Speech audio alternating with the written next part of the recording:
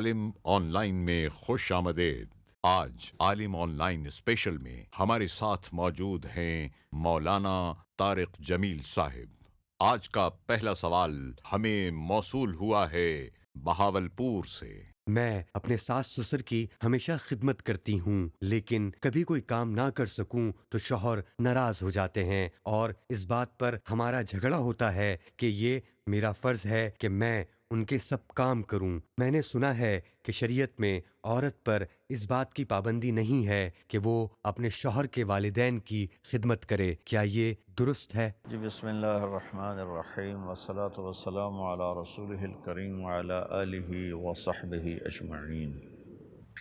ہمارے کلچر میں joint family system ہے، جس میں جب بچی شادی ہو کے آتی ہے تو پورے گھر کی خدمت اس کے ذمے لگ جاتی ہے۔ اس میں کوئی بیچاری کوتاہی کرے تو پھر لان تان ہر طرف سے اسے سننا پڑتی ہے۔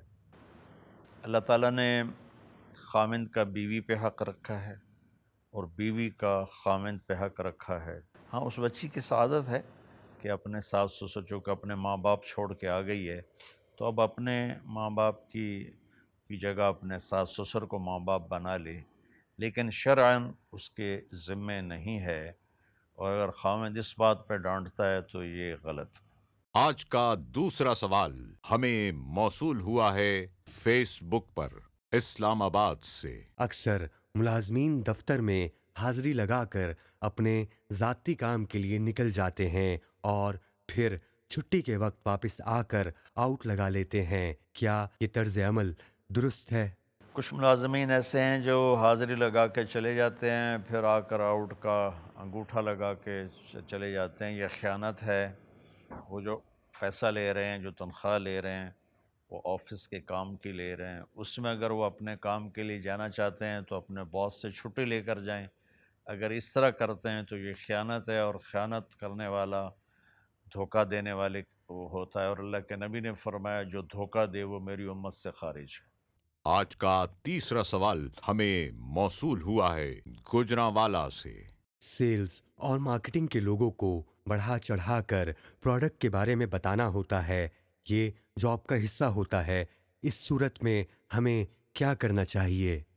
سیلز میں، مارکیٹنگ میں یہ ہوتا ہے کہ چیز 4 آنے کی ہوتی ہے، اس کو روپے کی کر کے بتایا جاتا ہے، اس کا نفع 10% ہے، اس کا فائدہ 10% ہے، وہ 100%، 50، 80 بتایا جاتا ہے۔ یہ جھوٹ ہے، اور جھوٹ بھی اور دھوکہ بھی ہے۔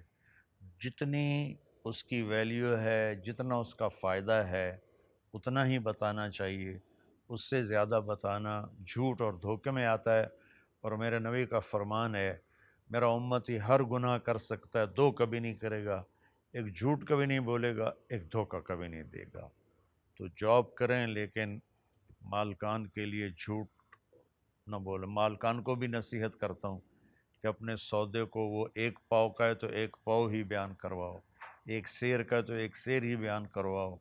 یہ نہیں کہ 1 پاؤنڈ کی چیز کو 100 پاؤنڈ کر کے بتایا جائے، یہ دونوں کے لیے جھوٹ اور دھوکہ ہے۔ آج کا چوتھا سوال ہمیں موصول ہوا ہے ٹویٹر پر کراچی سے۔ میری شادی میری بہن کی نند سے ہوئی تھی، اب میری بہن بہنوئی میں نا اتفاقی کی وجہ سے طلاق ہو گئی ہے۔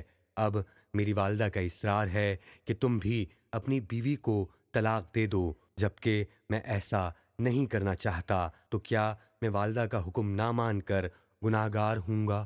ایک بہت بری رسم ہمارے معاشرے میں ہے، جب کہیں آمنے سامنے شادیاں ہو جاتی ہیں، وٹا سٹا جسے پنجابی میں کہتے ہیں، یا اور کسی کی بہن کی شادی ہو گئی کسی کے ساتھ، کے اور اس کی بہن کی شادی دوسرے کے بیوی کے بھائی کے ساتھ، یا اس کے اور قریبی رشتے ہوتے ہیں، اور جب ایک رشتہ بگڑتا ہے تو کبھی تو لڑکا ہی بیوقوف بن کے اپنا رشتہ توڑ بیٹھتا ہے، اور کبھی والدین چڑھ جاتے ہیں کہ اب تو بھی طلاق دے۔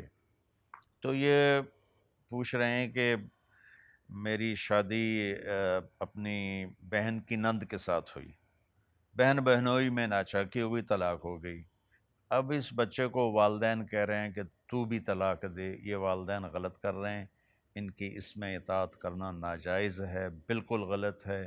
اپنے گھر کو صرف اس وجہ سے برباد کر دینا کہ میری بہن کو طلاق ہو گئی، تو اب والدین کا یہ کہنا بھی غلط ہے اور اس بچے کا ماننا بھی غلط ہے۔ آج کا 5واں سوال ہمیں موصول ہوا ہے ملتان سے۔ شوہر اگر اپنی حیثیت کے مطابق بیوی پر خرچ کرے مگر پھر بھی وہ اپنے شوہر کی عزت نہ کرے اور بدتمیزی کرے تو شوہر کو کیا کرنا چاہیے؟ ایک بات عام طور پر جان بین سے چلتی ہے، خاوند خرچ کر رہا ہے، بیوی پھر بھی مطالبے پہ مطالبہ کر رہی ہے، بدتمیزی کر رہی ہے، یہ نافرمان عورتوں میں شامل ہو جاتی ہے۔ اور کہیں بیوی خدمت پہ خدمت کر رہی ہے اور پس رہی ہے اور خاوند پھر اس کے ساتھ بدتمیزی کرتا ہے، تو یہ خاوند نافرمان لوگوں میں شامل ہے۔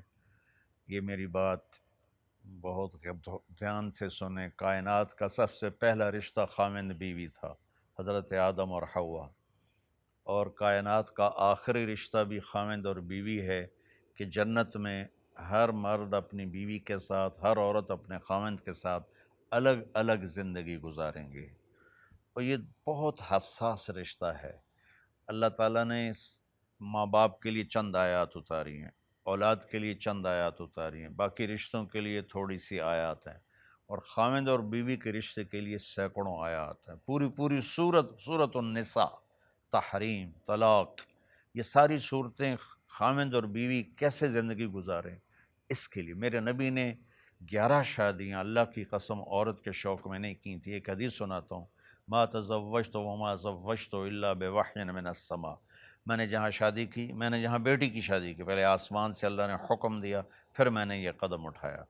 چونکہ خاوند اور بیوی رشتوں کا دین، حقوق العباد کا دین مشکل دین ہے، اور حقوق اللہ کا دین آسان دین ہے۔ 5 وقت نماز پڑھنے کے لیے پورے دن میں پونا گھنٹہ چاہیے، اور 5 لوٹے پانی چاہیے، اور تھوڑے سے وقت کی نفس کی قربانی چاہیے، لیکن حقوق ادا کرتے ہوئے سردیوں میں پسینہ آ جاتا ہے اور دانت بجنے لگتے ہیں۔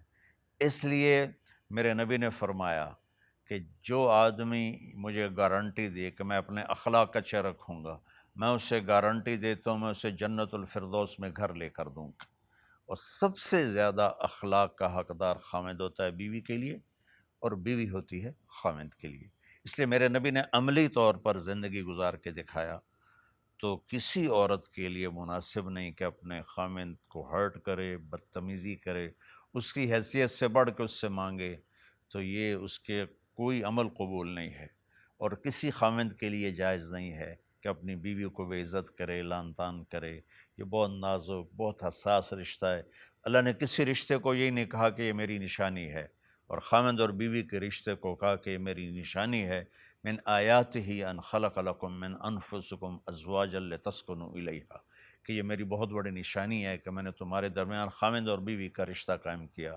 لہٰذا بیویوں سے کہتا ہوں بدتمیزی نہ کریں، زبان نہ لمبی کریں، خاوند کی حیثیت سے بڑھ کر اس سے مطالبے نہ کریں۔ کوئی بیچارہ کبھی رشوت لے، کبھی جھوٹ بولے، کبھی خیانت کرے۔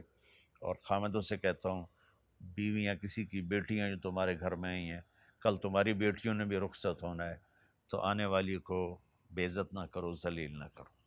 آپ بھی اپنا سوال میسج، ای میل یا واٹس ایپ کے ذریعے بھیج سکتے ہیں۔